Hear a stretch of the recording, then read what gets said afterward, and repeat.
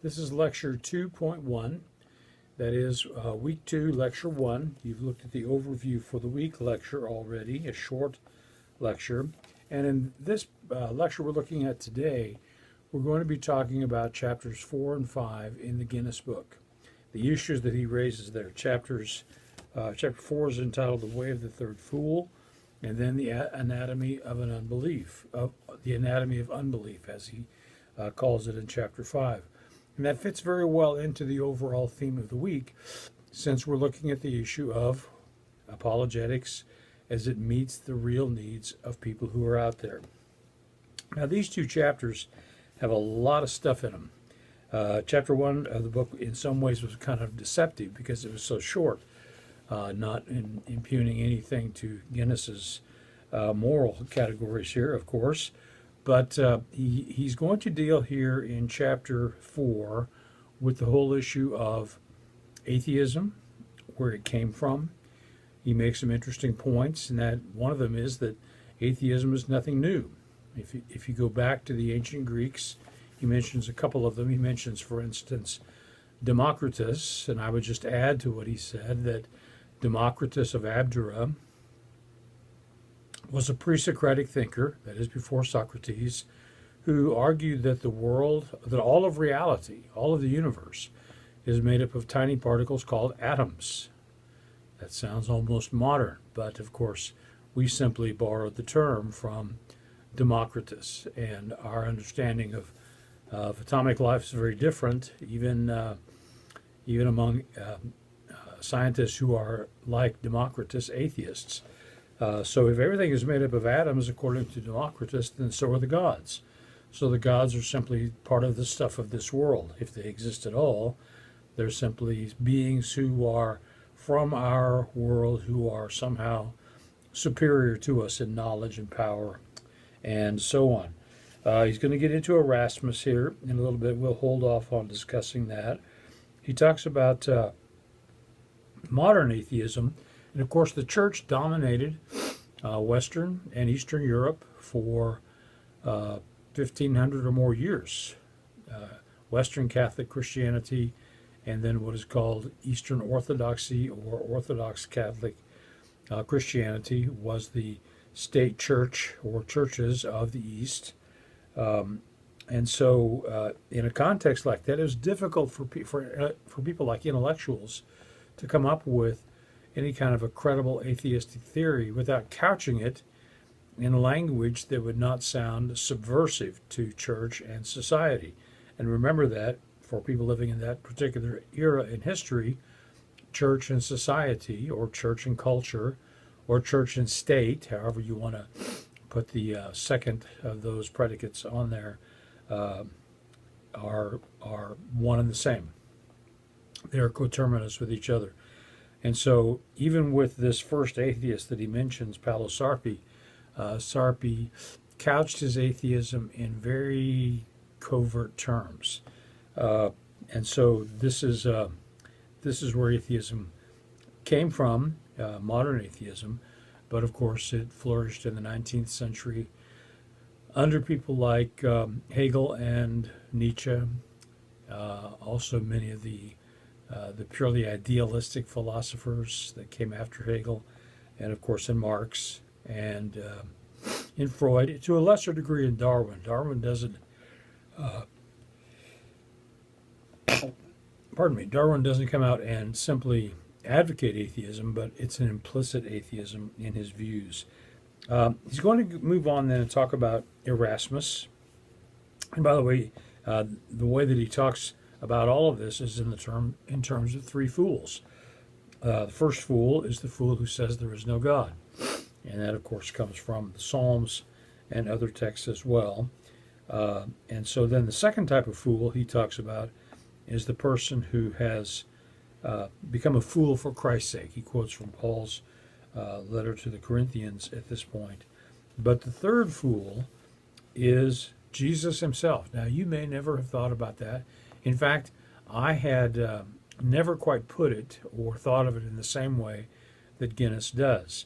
I read Erasmus's book, Praise of Folly, many years ago while I was in seminary, but had not thought about Christ as the fool. But I think that this bears some careful reading. He says that he was made a mock king, that he was cruelly mocked before the highest religious leaders of his day, and Jesus stood his ground and simply said, I am. And so this is a very helpful way of thinking about what it means to be the third kind of fool. And in dealing with this, he mentions the whole issue of humor. I thought this was a helpful discussion in the book. The whole issue of humor, that the point that he makes, and he alludes to a Holocaust survivor here, and also to the writings of Reinhold Niebuhr. Niebuhr, not a conservative, but in some ways a friend of conservatives. If you read his writings, you will find a great deal there that is amenable to what you and I believe, especially about sin and redemption and things along those lines. Niebuhr's oftentimes placed in a school of thought known as neo-orthodoxy. That may or may not be quite accurate. I like the little quote here that he gives, where he says that for Martin Luther, the cross was the devil's mousetrap. The devil smelled cheese and then wham, felt the steel. And so, becoming a fool for Christ, in Niebuhr's words, humor is a prelude to faith, and laughter is the beginning of prayer. That's one of those statements you want to take to bed with you at night and say, okay, let me think about that. Maybe I'll dream about it, and hopefully it will be a good dream. He talks about things that are funny. He says that a disabled child in a wheelchair is not funny.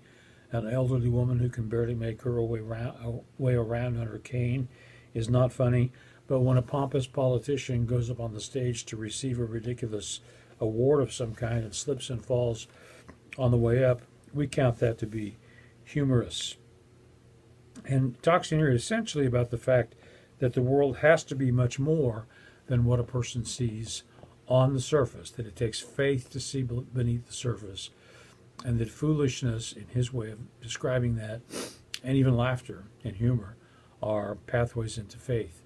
He then moves over to dealing with unbelief. This is a very, very helpful study, I think, in chapter 5, where he deals with the issue of unbelief in the contemporary world. And even though he's going to kind of go further back in time, he's going to bring it up to the present. As I'm recording this lecture in 2016, he's going to talk about the fact that in postmodernity, there really is no such thing as truth. There's a great quote here. He says, at best, in postmodernity, truth is simply the compliment that you pay to sentences that you happen to agree with. I think that is a very helpful way of thinking about it. And he focuses in here for several pages on Huxley. In this particular case, on Aldous Huxley, who wrote Brave New World. Most of us read that in high school or somewhere along the way. But Huxley was more than simply a novelist. He was a part of a very famous family. Julian Huxley was a prominent English evolutionist. And so Huxley wants to probe the whole issue of meaninglessness in the contemporary world. And at first, it goes against some proposals about meaninglessness. For instance, those that come from the Marquis de Sade. If that name is not altogether familiar to you, Marquis de Sade is the man whose name gives us the word sadism. That you have an individual who finds a sense of meaning out of hurting, maiming, raping, even killing other people. And that provides a sense of meaning in a convoluted and perverted sort of way. Huxley opposes that, of course, but in Huxley, there's still a sense of the meaninglessness of life. And so he has a quote from Huxley, where Huxley says, "For myself, no doubt, as for most of my contemporaries, the philosophy of meaningless was essentially an instrument of liberation." Earlier on, Huxley said that liberation from the sexual norms of society was a key to his own personal philosophical development. And of course, we're seeing a sort of result of all of that in our day and time with divorce rates being as high as they are, with young couples cohabiting before marrying, with the normalization of homosexuality that began in the 1974 American Psychological Association meeting, where they normalized in their description of homosexual behavior that particular approach to life.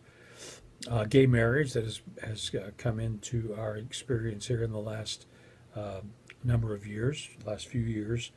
And as I'm giving these lectures, something that even he doesn't get into in great detail here, because it, as recently as a year ago when he finished this book, the subject of transgenderism was not really a high item on the market, but today it is.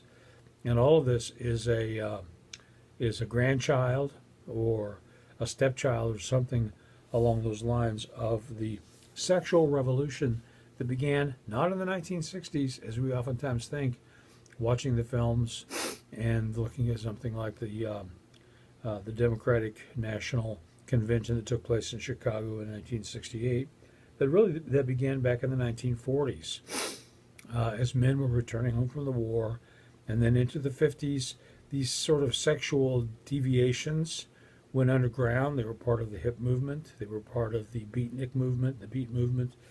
But intellectuals were people who imbibed all of this stuff a long time before others did. And so this chapter really gives a lot of very helpful and quotable material on dealing with the nature of unbelief as we face it today. I think that this may be one of the most pastoral sections of any book that I've read in a long time, because these are your neighbors.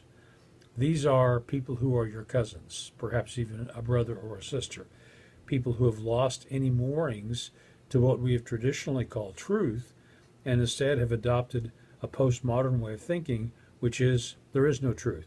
Now, ultimately, those people don't believe that because they have a truth they want you to believe, but they want to be able to set the norm for themselves. And so when we get to Chesterton's book a little bit later on in the week, we're going to find some similar kinds of discussions coming out of 1937, although certainly not quite in as much of a flourishing way as Guinness presents them to us here in this particular chapter. So I commend this to you. I think this is a very helpful study, and don't forget we have a quiz at the end of the week.